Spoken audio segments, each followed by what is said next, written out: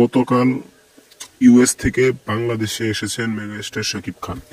তবে এখন সেটা বিষয় না, বিষয় হলো মেগাস্টার শাকিব খানের আপকামিং মুভিতে রয়েছে বরবাদ।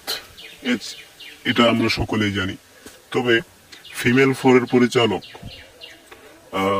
তার নাম হচ্ছে, ভুলে গেলাম, আমি তো থাম্বনেলে নাম দিয়েছি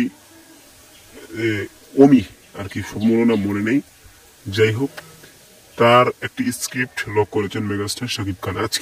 আজকের নিউজ, আমি গোপন সূত্র থেকে জানাচ্ছি যে তাকে একটি স্ক্রিপ্ট জমা দেওয়া হয়েছে।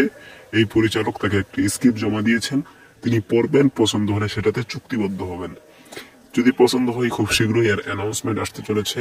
তো ফিমেল 4 তো সে ভালোই করেছে, দেখা যাক এবার শাকিব খান সে এই স্ক্রিপ্ট পছন্দ করে কিনা। পছন্দ করলেই এই মুভিটি হবে, নচেত শাকিব খান এখানে থাকবেন না।